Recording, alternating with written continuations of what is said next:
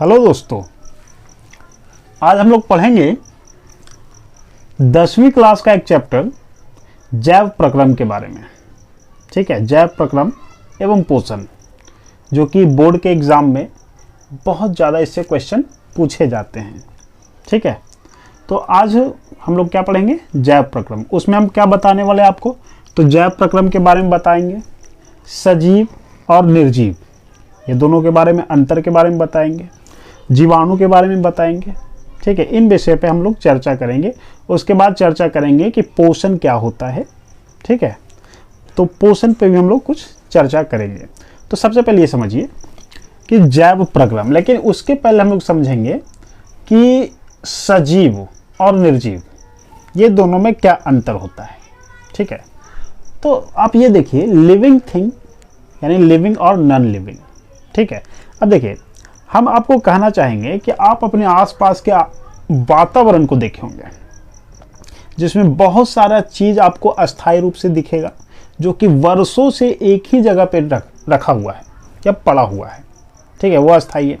लेकिन कुछ ऐसे चीज भी आप देखे होंगे जो कि कुछ क्षण यहाँ पे है और अगले क्षण कहीं और पे है। ठीक है, या कुछ वर्ष पहले छोटा था और 10 वर्ष बाद बड़ा हो गया।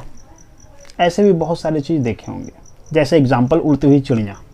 ठीक है, अभी आपके पास में बैठी हुई है, उड़ करके आकाश में चली गई, वो क्या है, सजीव। ठीक है, उसी तरह से निर्जीव की अगर बात किया जाए तो हम लोग देखते हैं क्या कि आपके आसपास क्षेत्र में अगर कोई पत्थर पड़ा है या तो फिर पहाड़ का कोई बड़ा सा चट्टान पड़ा हुआ है, ठीक है, तो वो क्या सदियों से वहीं पे पड़ा हुआ है। ठीक है, वो एक जगह से दूसरी जगह नहीं हट रहे हैं, तो वो हम लोग कह सकते हैं कि वो निर्जीव है। ठीक है, तो ये सारे चीज जो है सजीव और निर्जीव के उदाहरण थे। सजीव में अगर हम देखें तो सजीव की बात किया जाए तो उड़ती हुई चिड़िया, पेड़ पौधे, जीव जंतु, ये सब क्या है, सजीव है। ठीक है, और निर्जीव की बात करें तो, लेकिन एक चीज ध्यान रखिए, हर चीज को जो चल फिर रहा है उसको हम लोग सजीव नहीं कह सकते हैं। अगर मान लेते हैं कि आप एक बस देख लिए, तो वो चल भी रहा है, बोल भी रहा है, उसका आवाज़ यानी हॉर्न का आवाज़ सुनते होंगे तो वो बोल भी रहा है। ठीक है, तो उसको हम लोग सजीव नहीं कह सकते हैं। क्यों नहीं कह सकते, क्योंकि वो हमारी तरह ग्रो नहीं कर रहा है, छोटा से बड़ा नहीं हो रहा है। ठीक है, और भी बहुत सारा चीज़ है जो कि सजीव और निर्जीव में अंतर स्पष्ट करता है। जैसे कि हम लोग सजीव की अगर बात करें तो सजीव जो है छोटे से बड़े होते हैं। ठीक है, वो एक स्थान से दूसरे स्थान पर आ जा सकते हैं। दूसरा नंबर, तीसरा नंबर पे अगर देखा जाए तो तीसरा नंबर पे है कि ये अपने जैसे संतानों को उत्पन्न कर सकते हैं। ठीक है, चौथा नंबर पे, तो चौथा नंबर पे इनमें सोचने समझने की क्षमता होती है। तो इसको हम लोग कह सकते हैं कि क्या है, सजीव है। ठीक है, लेकिन निर्जीव जो होते हैं उसमें ये सब लक्षण नहीं पाए जाते हैं। ठीक है, बात समझ में आ रहा है। अब आगे देखिए, अब समझते हैं कि कोई भी जीवाणु, ठीक है, जीवाणु समझते हैं छोटे छोटे, ठीक है, जो कि बिना माइक्रोस्कोप के सिवा उसको देख ही नहीं सकते, यानी कि हम अपनी खुले आंखों से या नंगी आंखों से हम उसको नहीं देख सकते जब तक हमारे पास माइक्रोस्कोप ना हो तब तक। ठीक है, तो जो जीवाणु जो होता है वो तब तक सजीव नहीं कहलाता है जब तक कि किसी जीवित कोशिका के अंदर जा करके वो सजीव वाला हरकत न करना शुरू कर दे, तब तक वो क्या कहलाएगा, निर्जीव कहलाएगा। जब तक वो सजीव में यानी कि किसी भी कोशिका में घुस करके सजीवों का उसमें क्रिया ना आ जाए, तब तक वो क्या है, निर्जीव है। निर्जीव कौन है, जीवाणु। बात समझ में आ रहा है। अब आगे समझिए, तो आगे की बात करते हैं हम लोग। तो सबसे बड़ा सजीव और निर्जीवों में सबसे बड़ा जो है वो अंतर है कि सजीव और निर्जीव पदार्थों में कहता है कि अणुओं का विन्यास। ठीक है, अणुओं का क्या होता है, विन्यास एवं संयोजन की व्यवस्था जो होती है वो क्रमबद्ध तरीके से होती है, जो कि निर्जीवों में ऐसा नहीं होता है। ठीक है, अब देखिए आगे समझते हैं कि जैव प्रक्रम होता क्या है।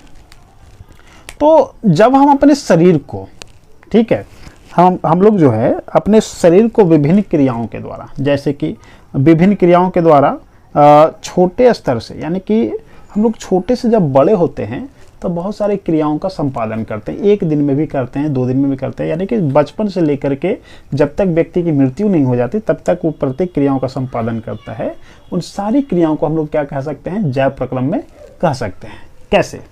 तो देखिए, हम लोग भोजन करते हैं, ठीक है, तो भोजन जो करते हैं वो क्या करते हैं, भोजन क्यों करते हैं, तो हमारे शरीर के अंदर जो टूट फूट है, ऊर्जा की प्राप्ति के लिए, इन सब के लिए हम लोग भोजन की आवश्यकता पड़ती है, ठीक है। अब भोजन करते हैं तो उसको हम लोग क्या कह सकते हैं कि ये पोषण के द्वारा हम लोग क्लियर करते हैं, ठीक है। और अगर बात किया जाए तो हम लोग श्वसन करते हैं, भोजन को पचाने के लिए हम लोग को आणविक क्रियाओं का भी आवश्यकता पड़ता है, ठीक है, जैसे ऑक्सीजन हो गया, ये सब जो अब हम लोग ग्रहण करते हैं यानी कि ऑक्सीकृत करते हैं भोजन को, तब जाकर के वो पचता है, तब हम लोग कहते हैं कि इससे क्या किया, हम श्वसन किए, ठीक है। उसी तरह से श्वसन करने के बाद हमारे शरीर में जो ऊर्जा बना वो एक स्थान से दूसरे स्थान तक पहुंचाया जाता है, उसको हम लोग क्या कह सकते हैं, तो उसको हम लोग कहते हैं स्थानांतरण, या तो यूं कहें परिवहन बोल सकते हैं, ठीक है। पौधों में स्थानांतरण होता है, लेकिन हमारे शरीर में जो होता है वो क्या होता है, परिवहन होता है। परिवहन कैसे होता है, तो हमारे शरीर के अंदर जो भी हम भोजन किए उससे जो ऊर्जा, ग्लूकोज जो बना, वो ग्लूकोज हमारे शरीर के प्रत्येक कोशिकाओं तक पहुंचाया जाता है, किसके द्वारा, रक्त के द्वारा। तो रक्त एक जगह से दूसरे जगह पे जब ले जाता है ग्लूकोज को, तब उसको हम लोग क्या कहते हैं, परिवहन कहते हैं, ठीक है। अब आगे की बात क्या है, तो परिवहन करने के बाद हमारे शरीर में कुछ ऐसे भी पदार्थ बन जाते हैं, ठीक है, कुछ ऐसे पदार्थ बन जाते हैं जो हमारे शरीर के लिए हानिकारक होते हैं, तो उसको हमारे शरीर से जो निकालने की प्रक्रिया होती है उसको हम लोग कहते हैं उत्सर्जन। क्या कहते हैं, उत्सर्जन। हम एक एक करके प्रत्येक चैप्टर को हम एक टॉपिक में बताएंगे आपको, लेकिन अभी शॉर्ट के लिए हम बता दे रहे हैं, ठीक है। अब आगे चल दिए, तो सबसे पहले जानेंगे जैव प्रक्रम। तो जैव प्रक्रम तो समझ ही रहे हैं, लेकिन फिर भी एक शॉर्ट फॉर्म में कह सकते हैं हम लोग कि वे सारी क्रियाएं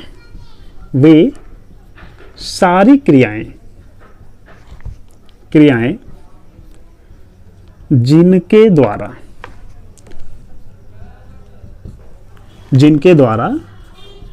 जीवों का वे सारी क्रियाएं जिनके द्वारा जीवों का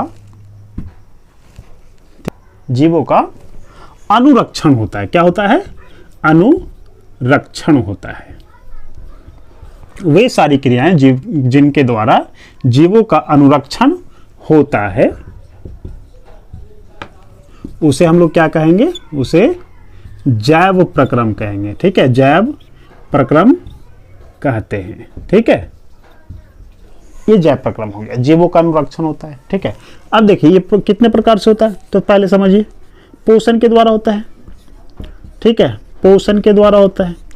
दूसरा नंबर पे हम कह सकते हैं तो श्वसन के द्वारा होता है, ठीक है। तीसरा नंबर पे अगर हम देखें तो परिवहन होता है, ठीक है, परिवहन। चौथा नंबर पे अगर देखें तो उत्सर्जन होता है, ठीक है। तो ये 4 प्रक्रियाओं के द्वारा जो है जीव जो है अपने शरीर को, यानी कि अपने शरीर को छोटे से बड़ा स्तर पे लेकर के जाते हैं, ठीक है, ये 4 प्रक्रियाओं के द्वारा।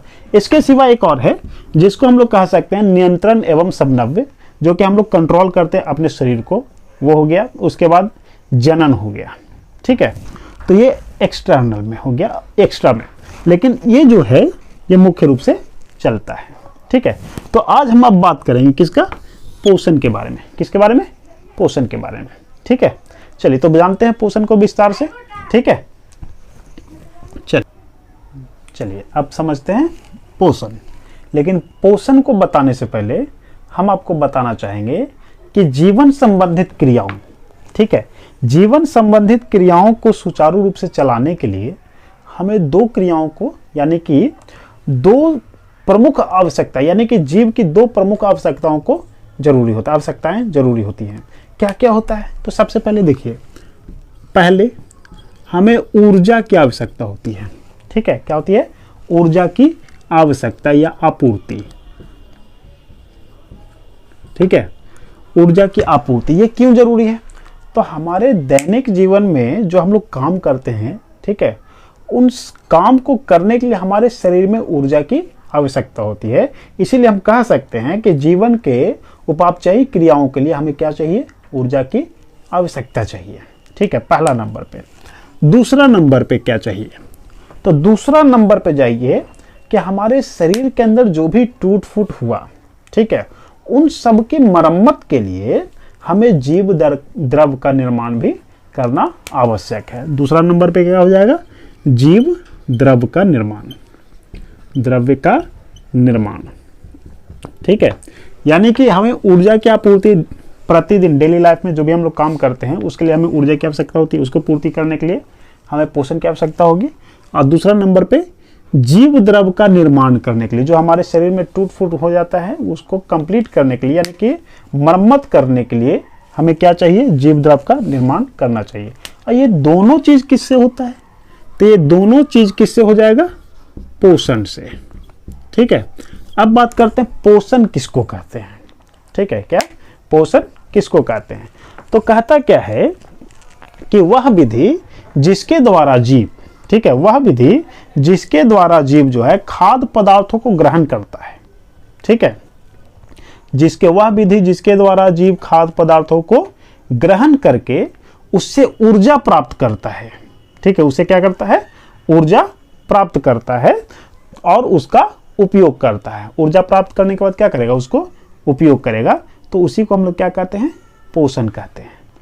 ठीक है, मतलब समझिए, इसको डिटेल्स में समझिए। जैसे आप देखिए, सुबह उठे, सुबह से कुछ नहीं खाइएगा, ठीक है, आप 2 घंटा 4 घंटे तक एकदम तगड़ा दिखेगा, लेकिन शाम तक आप क्योंकि आप भोजन नहीं किए। लेकिन अगर आप भोजन कर लेते तो आपके शरीर में क्या रहेगा, ऊर्जा रहेगा, और जब ऊर्जा रहेगा तो आप अच्छे से चल फिर और प्लस में जो भी हम लोग वर्क करते हैं वो सारा अच्छे ढंग से कर सकते हैं। ठीक है, तो इसीलिए हम लोगों को क्या चाहिए, पोषण आवश्यक है। ठीक है, पोषण कितने प्रकार का होता है वो समझिए। तो ठीक है, पोषण जो होता है वो 2 तरह का होता है। ठीक है, पोषण कितने तरह का होता है, 2 तरह का होता है। एक होता है स्वपोषण, ठीक है, स्वपोषण, और दूसरा जो होता है उसको हम लोग बोलते हैं परपोषण। ठीक है, स्वपोषण और परपोषण। ठीक है, तो स्वपोषण और परपोषण के बारे में हम अभी आपको बताएंगे कि स्वपोषण किसे कहेंगे और परपोषण किसे कहेंगे। चलिए देखते हैं स्वपोषण के बारे में। देखिए, स्वपोषण को ऑटोट्रॉफिक न्यूट्रिशन भी इंग्लिश में बोला जाता है। अब समझिए यहाँ पे कि ऑटोट्रॉफिक क्या होता है, तो यहाँ पे समझिए ऑटो, ठीक है, क्या है, ऑटोट्रॉफ। ठीक है, तो ऑटो का मतलब क्या होता है, ठीक है, ऑटो का मतलब होता है स्वतः। ठीक है, ऑटो का मतलब क्या होता है, स्वतः।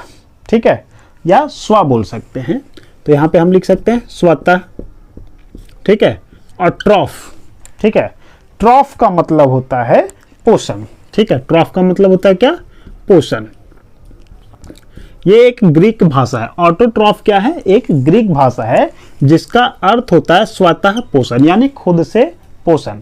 तो हम लोग कह सकते हैं कि वो ऐसे जीव, ठीक है, ऐसे जीव जो अपने भोजन के लिए किसी अन्य जीवों पर निर्भर ना हो, उसे हम लोग क्या कह सकते हैं, तो स्वपोषी कह सकते हैं, है ना। तो यहां पे लिख सकते हैं ऐसे जीव जो अपने भोजन के लिए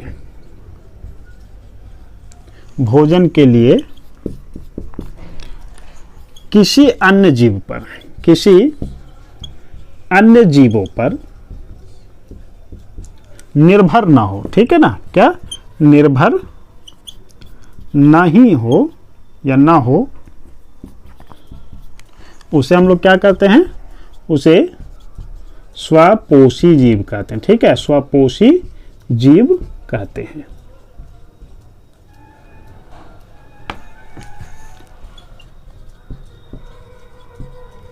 अब बात करते हैं कि स्वपोषी जीव होता कैसा है। तो जितने भी आप हरे पौधे देख लिए, ठीक है, जितने भी हरे पौधे होते हैं वो सभी क्या होते हैं, स्वपोषी जीव होते हैं। संसार के जितने भी हरे पौधे सब क्या है, स्वपोषी जीव है। ठीक है, अब बात करते हैं कि हरे क्यों होते हैं। तो देखिए, जितने भी हरे पौधे होते हैं उसमें हरित लवक पाया जाता है। ठीक है, हरित लवक पाया जाता है, जिसको इंग्लिश में क्या बोलते हैं, क्लोरोप्लास्ट बोला जाता है।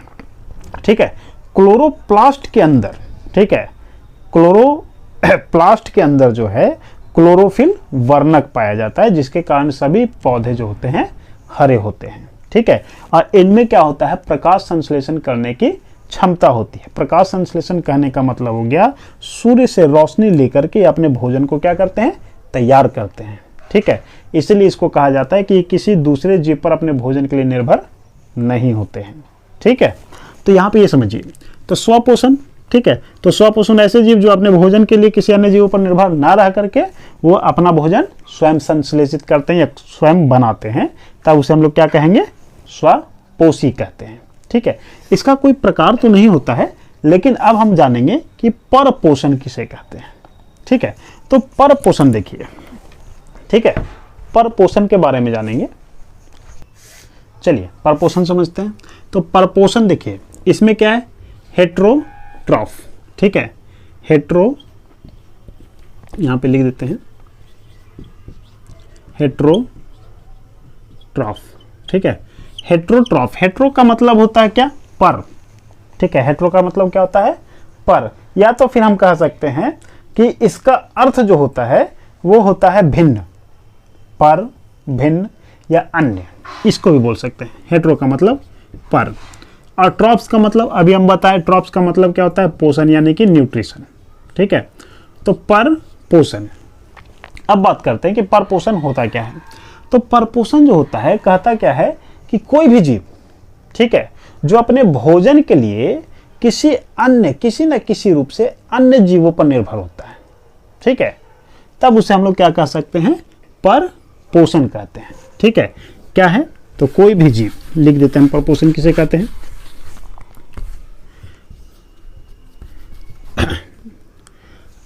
परपोषण किसे कहते हैं, तो क्या कहता है कि जिसमें जीव अपने भोजन के लिए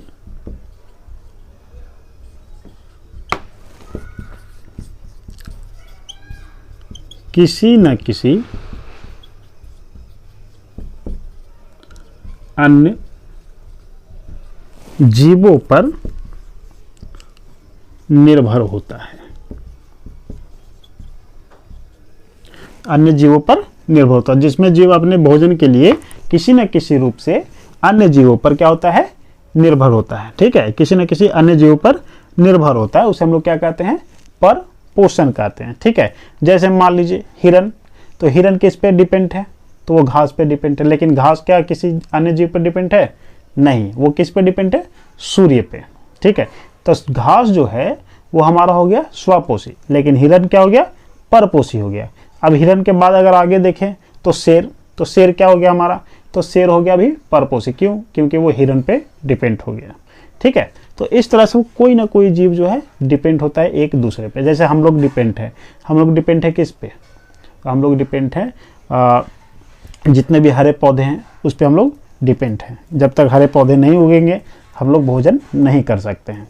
अगर मान लेते हरे पौधे नहीं खाए, ठीक है, कोई नॉन वेजिटेरियन है, ठीक है, जीव जंतु को मार के खाता है, तो जीव जंतु भी तो हरे पौधे को खाते हैं, तभी तो वो जीवित है, तब तो उसको हम लोग खा रहे हैं। इसीलिए हम लोग क्या है, परपोषी हैं। अब देखिए परपोषण जो होता है इसका भी प्रकार होता है। तो परपोषण जो होता है वो 3 प्रकार का होता है। ठीक है, परपोषण कितने तरह का होता है, 3 तरह का होता है। पहला क्या होता है, मृत जीवी पोषण, मृत जीवी पोषण। ठीक है, मृत जीवी पोषण। दूसरा होता है परजीवी पोषण। ठीक है, परजीवी पोषण। और तीसरा होता है प्राणी संपोषण। ठीक है, प्राणी संपोषण। ये 3 प्रकार का परपोषण होता है, लेकिन ये 3 तरह का जो परपोषण होता है वो मैं नेक्स्ट वीडियो में बताऊंगा। आज के लिए बस इतना ही, क्योंकि वीडियो काफी ज्यादा लंबा हो गया है। ठीक है, तो आज के लिए बस इतना ही। अगर वीडियो समझ में आया होगा तो लाइक कीजिएगा, सब्सक्राइब कीजिएगा, और जो भी डाउट होगा मन में कमेंट बॉक्स में कमेंट जरूर कीजिएगा। धन्यवाद।